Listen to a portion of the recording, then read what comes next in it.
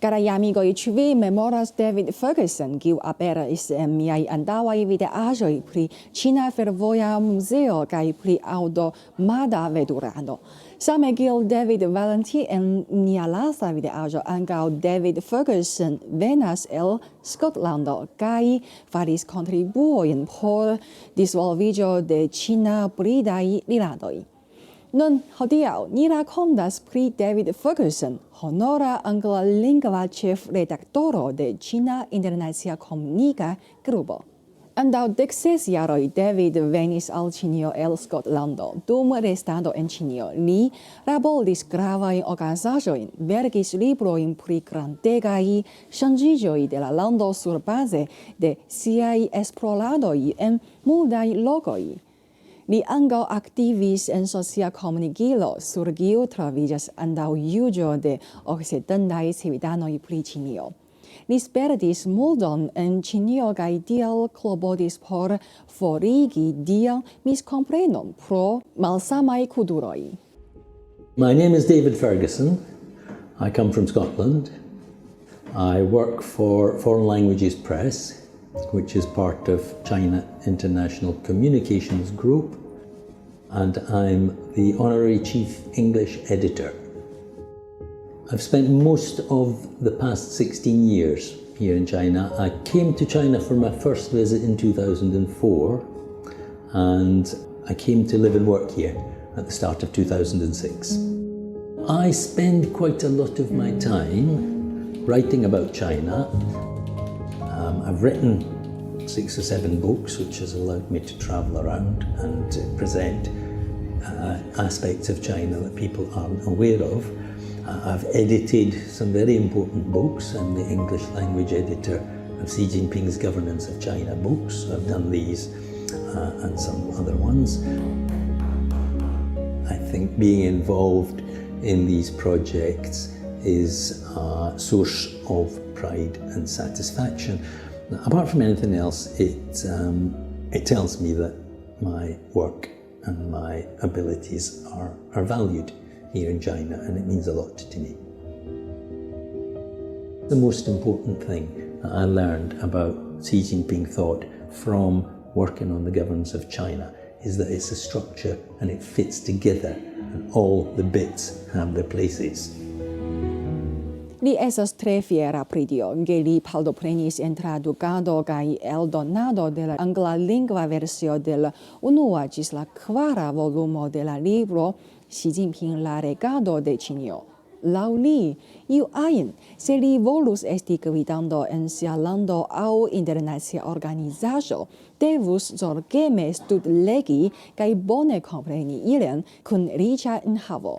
The books cover a very broad range of areas. I mean, they cover the whole of President Xi's thoughts on governance. Anyone who is likely to find themselves in any kind of position of leadership in their own country or in any international organization needs to be looking at the governance of China, needs to be reading it, needs to be understanding the underlying messages there. And I'm thinking specifically of 3 that are of particular interest to me. One of them being poverty alleviation and now rural revitalization. Even as recently as 10 years ago, there were still large pockets of serious poverty in China. 100 million people were still living in absolute poverty. All of that has gone. The second one is the Belt and Road Initiative.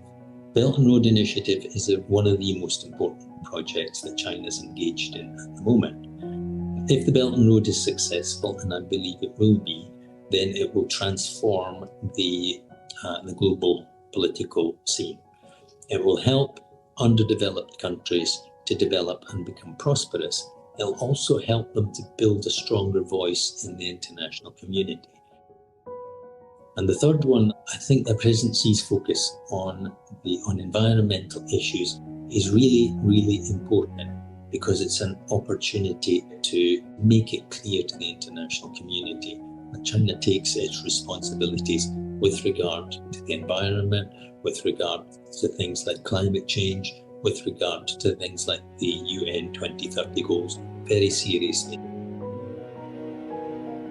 David diris ke en Ĉinio li estis konvinkita ke la ĉina revo povos esti realigita por ĉiuj, kiuj aspiras al bela estonteco kaj havas certecon, ke la vivo de iliaj filoj kaj neboj estos pli bonaj ol la ilia. Laŭ David, la ĉina revo diferencas de la usona revo. La antaŭa povas esti realigebla, sed la lasta estas ekskluziva revo, ĉar en Usono kuŝas ambismo inter posedantoj kaj ne-posedantoj. One of the great things about China is that the China dream can become a reality for everyone. If you look at the American dream is an exclusive dream. Not everyone can achieve the American dream. There are always going to be haves and have-nots. And I think the fundamental difference between the American dream and the Chinese dream is that everyone can be part of the Chinese dream. It's food on the table, clothes on your back, a roof over your head, a school for your kids, safe streets, healthcare, social welfare, and prospects of a better future. Chinese people can all look ahead to the future and say with a degree of certainty, my kids' lives are going to be better than my life was, and their kids' lives will be better than theirs. Nobody has been left behind. That was one of the major commitments that President Xi made when he formulated the idea of targeted poverty alleviation. It was to ensure that no one single household would be left behind. And that's a massive achievement. I don't think any other country could have done that.